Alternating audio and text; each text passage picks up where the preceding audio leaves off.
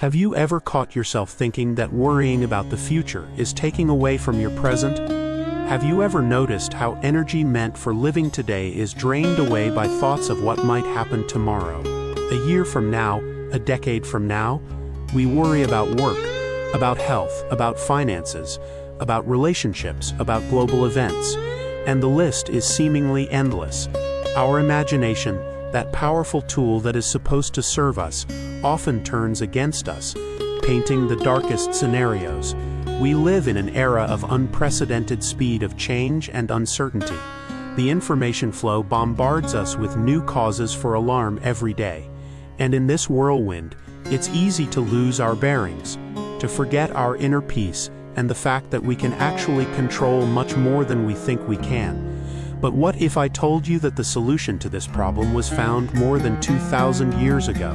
That the sages of antiquity were already facing similar challenges back then, and left us with surprisingly practical, actionable, and profound teachings? I'm talking about Stoicism. Stoicism is not about insensitivity, as many people mistakenly believe. It's not about suppressing emotions or indifference. It is a philosophy of action, reason, fortitude, and inner excellence that teaches us how to live virtuously and prosperously in a world we can't always control. It teaches us how to find calm in the storm of uncertainty. Today we will dive into this ancient teaching and explore 3 powerful Stoic steps that will help you stop worrying about the future, reclaim your present, and find unshakable inner peace. These steps have changed the lives of millions of people over the centuries, and they can change yours. Watch this video to the end to not only learn these steps, but to understand how to apply them to your daily life. A brief excursion into Stoicism, not what you think. Before we get into the steps, let's briefly explore what Stoicism really is. Forget the stereotypes about a stoic face or stoic indifference. This is far from the full picture. Stoicism originated in Athens around 300 BC, thanks to the philosopher Zeno of Kishan. He taught in the Stoa Poikila, the painted portico, whence the name. But the true popularity and practical application of Stoicism came through such titans of thought as Seneca, a wealthy Roman senator and playwright, Epictetus, a former slave who became a great teacher, and of course, Marcus Aurelius, one of Rome's most powerful emperors, whose personal reflections, known as Alone with Myself, are quintessential Stoic wisdom. The goal of Stoicism is not to make you an emotionless robot, but to achieve eudaimonia, which is often translated as prosperity or the good life. It is not just happiness, but a state of deep satisfaction, inner peace and wholeness achieved through living in harmony with nature and reason, and most importantly, through virtue. The key ideas of Stoicism are 1. Virtue is the only good. The Stoics argued that true good and evil are within us, in our judgments and actions, everything external, wealth, poverty, health, sickness, fame, oblivion, is indifferent. That is, it is neither good nor evil in itself. This radically changes our attitude toward the future, doesn't it? 2. Living in harmony with nature. This means living in accordance with reason, which is an integral part of human nature and the nature of the cosmos. It means accepting what happens and consciously participating in your life. 3. Controlling what is in our power. This is the cornerstone of Stoicism, and it is where we will begin our practical steps. So, Stoicism is not a passive philosophy. It is a philosophy of active choice, daily practice, and constant self-improvement. It's a toolkit that helps us navigate the chaos of life while maintaining our inner fortress. Ready to learn how to stop worrying about the future? Then here we go. Step 1. Realize the dichotomy of control, the secret to inner freedom. The first and perhaps most fundamental Stoic step to freedom from worrying about the future is recognizing the dichotomy of control. The great Stoic philosopher Epictetus, who himself went from slavery to wisdom teacher, taught, "Some things are within our power, others are not." It's a seemingly simple statement, but understanding it deeply can dramatically change your life. Think about it. How much energy do you spend worrying about things you can't change? About the weather? About other people's opinions? about a past mistake that can't be undone, about what will happen in the economy a year from now, or very topical, about how a pandemic or political crisis will end. What is in our power? Epictetus makes it perfectly clear. Our judgments and opinions, the way we interpret events, our desires and aversions, what we desire and what we avoid, our urges and aversions, our reactions to external stimuli, and most importantly, our actions and reactions, our character, our virtues and vices. In other words, we have power over our inner world, our choices, and our response to what happens. We can choose how we react to any situation, what attitudes we adopt, and what values we embody in our actions. What is not in our power? The list is much longer and includes almost everything external. Our body, its health, its aging, its susceptibility to disease. Our possessions, our reputation, and other people's opinions of us. Our external circumstances, weather, traffic jams, economic downturns, geopolitical events. The results of our efforts. We can work hard, but we can't guarantee success. And of course, the future in all its diversity and uncertainty. Why does it work? When we clearly separate these two categories, magic happens. We stop wasting precious energy fighting windmills. We redirect our focus and our efforts to where they can really make a difference, on our inner world and our actions. Case in point, imagine you are worried about an upcoming job interview. What is out of your control? The HR manager's decision, the qualifications of other candidates, their mood on the day of the interview, the economic situation in the company, even traffic jams on the way. Although you can leave early, but the fact of their occurrence does not depend on you. What's in your power? Prepare for the interview in the best possible way. Research the company, rehearse your answers, get a good night's sleep, choose the right clothes, be polite and confident, be yourself. Worrying about whether or not you will be hired is completely useless. It only undermines your confidence and takes away energy that could be put into preparation. Stoicism encourages us to focus solely on what we can control, the process of preparation and the quality of our efforts. The outcome is external. It is out of our control. We can influence it but not control it directly. Common mistakes. Many people confuse influence with control. We can influence the outcome, e.g., by preparing well for an exam, we increase our chances of getting a good grade. But we don't control the outcome itself. The teacher may be unfair, or we may be wrong about a simple question. Stoics teach us to give our best effort where we can influence, while being willing to accept any outcome, recognizing that it is not under our complete control. Practical exercise. Daily control inventory. At the end of each day, or when you feel anxious, ask yourself the following questions. 1. What did I worry about today? 2. Which of these things are completely within my control, my thoughts, my actions, my judgment? 3. Which of these things is outside of my control? The actions of others, external events, the outcome. 4. How can I redirect my energy from useless worry to constructive action within what I control? Practicing this inventory regularly will help you gradually reorganize your way of thinking. You will begin to automatically recognize what is worth your attention and energy and what is not. This doesn't mean you'll stop worrying about things that are out of your control. No, you will simply stop worrying about them, i.e., torturing yourself with fruitless fears. Caring prompts action within control. Worrying prompts paralysis. Outcome of the first step. Recognizing the dichotomy of control is the first step to inner freedom. It allows us to focus on our own virtue, our choices and actions, which are the only true good available to us. By freeing ourselves from the illusion of controlling the external, we gain control of ourselves. Step 2. Practice Premeditatio Malorum and Amor Fati, preparation and acceptance. While the first step teaches us what to control, the second step gives us the tools to deal with what is out of our control while maintaining inner peace. This step consists of two complementary practices: Premeditatio Malorum, premeditating adversity, and Amor Fati, loving fate. 2.1 Premeditatio Malorum. A mental rehearsal of resilience. Many people avoid thinking about bad things. We are afraid of attracting negativity. However, the Stoics, and especially Seneca, offered a very different approach. He wrote, "He who prepares in advance for trouble invalidates it when it comes." What is Premeditatio Malorum? It is not negative thinking in the usual sense. It's not aimlessly winding yourself up.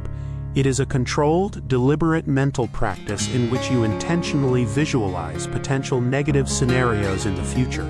The purpose of this practice is to 1. Reduce shock.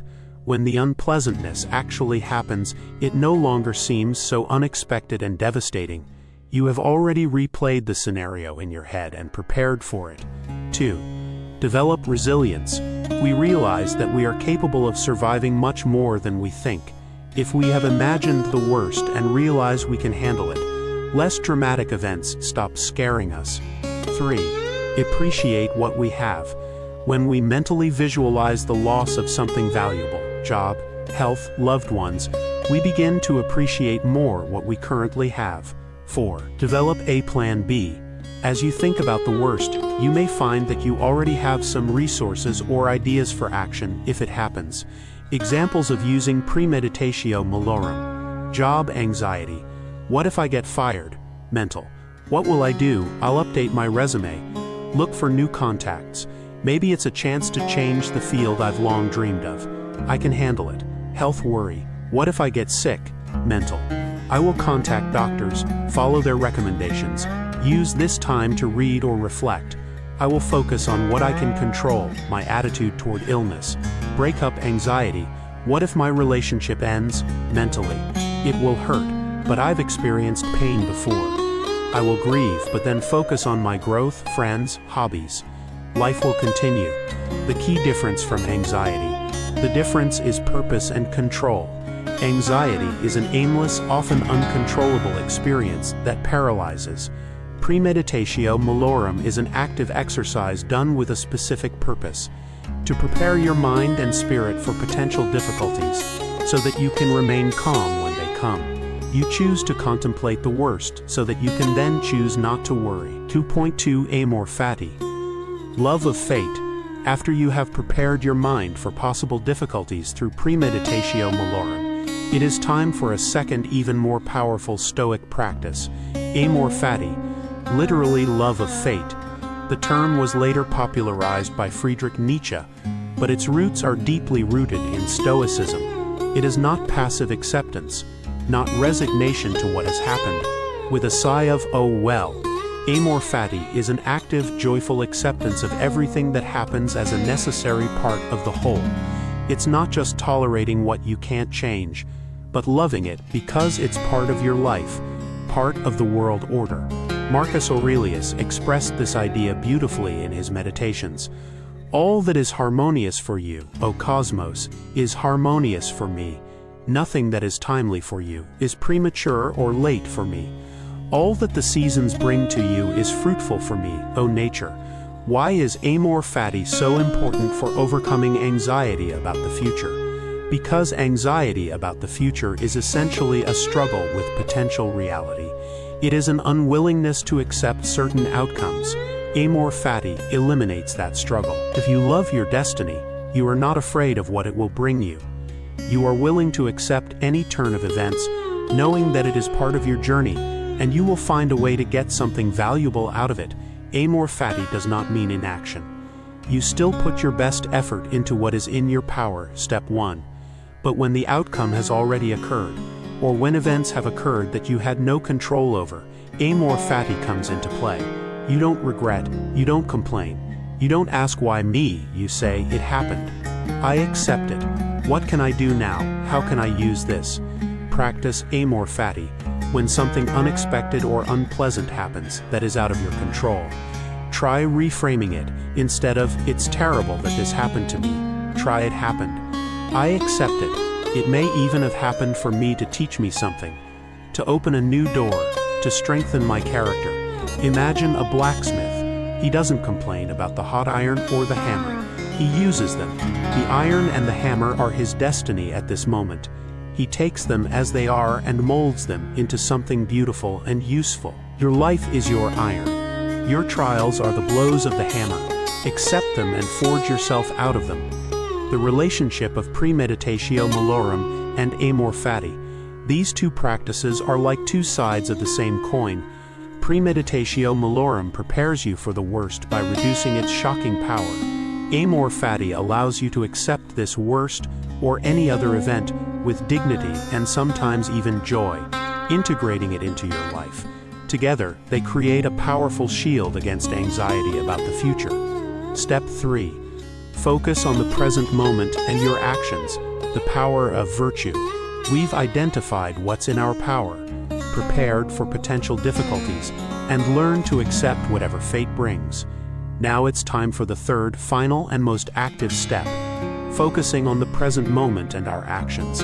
After all, the future is created from the present, and it is in the present that we can exercise our virtue.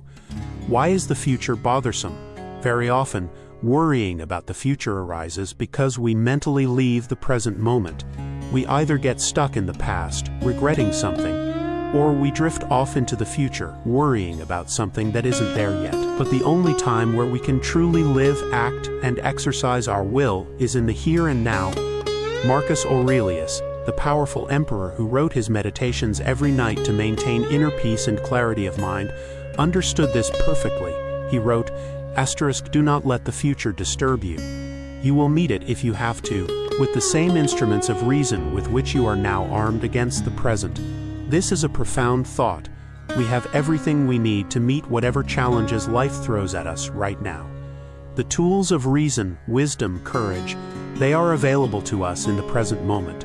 Worrying about whether we will need them tomorrow only takes them away from us today. 3.1 Virtue as the only good. The foundation of tranquility. This step is based on a central Stoic idea. Virtue is the only true good. The Stoics distinguished 4 cardinal virtues. 1. Wisdom. The ability to distinguish between good and evil, to reason correctly, to understand the world. 2. Courage. Fortitude in the face of pain, fear, hardship. 3. Justice. Attitude toward others, honesty, integrity. 4. Moderation. Self-control. Control over one's desires and impulses. If your true good consists only in these inner qualities and your virtuous choices, then external events that will occur in the future, wealth or poverty, health or sickness, success or failure, cannot take this good away from you. They cannot rob you of your ability to be wise, courageous, just, or temperate. How does this relieve anxiety? When you realize that your good does not depend on what happens in the future, but depends solely on how you meet that future, worry loses its grip. You stop getting attached to specific outcomes and start getting attached to the asterisk quality of your actions and the asterisk purity of your intentions. For example, you may worry about whether you will be able to provide for your family in the future. If you're a Stoic, you focus on the virtues of justice, doing your job honestly, wisdom, making sound financial decisions, and courage, continuing to act even if it's scary. The outcome of your efforts is not entirely in your power, but your efforts and your virtue are entirely. And it is these that are your true good. 3.2 Practicing here and now, awareness and action. Focusing on the present moment means not just being in the moment in a relaxed sense, but acting virtuously in each moment, consciously accomplishing tasks. Whether you're washing dishes, answering emails, or conducting an important meeting, do it with full attention. As Marcus Aurelius said, do every task as if it were the last one you'll ever do. Not only does this improve the quality of your work, but it also displaces anxiety because your mind is fully engaged in the present. Focus on what you can do now. Instead of worrying about hypothetical future problems, ask yourself, what can I do right now to improve the situation or to prepare for a possible future? Sometimes this means making a plan. Sometimes it means simply taking a vacation to recuperate. The key is conscious, directed action, not passive worry, accepting your responsibilities. The Stoics placed great importance on fulfilling your responsibilities to yourself. to your family, to your community. Focusing on your current responsibilities, performing them to the best of your ability, automatically reduces anxiety about the future because you know you are doing your best. Example: if you're worried about your financial future, instead of just panicking, focus on the present. Work diligently, learn financial literacy, save money, look for new opportunities. All of these actions are happening now and building your future. Worrying itself doesn't build anything. When you are immersed in the process, when you are focused on your virtuous activity in the present moment, you simply don't have time or energy for fruitless worrying about what might happen. You are building your future brick by brick in each individual moment. Outcome of Step 3. Focusing on the present moment and your virtuous actions is the pinnacle of Stoicism. It allows us to live life to the fullest, be productive, and maintain inner peace, because our true good does not depend on the whims of the outside world or an uncertain future, but is entirely in our hands, in our choices in the here and now. If this video helped you, give it a like and subscribe to the channel so you don't miss new in-depth essays on philosophy, psychology, and self-development. Share this video with anyone who might benefit from it. Thank you for spending this time with me. Live in the here and now, act virtuously, and may the future, whatever it may be, greet you with an open heart and a calm mind. See you soon, finding unshakable peace.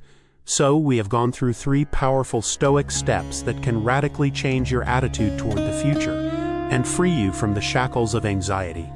Let's briefly repeat them again. 1. Realize the dichotomy of control.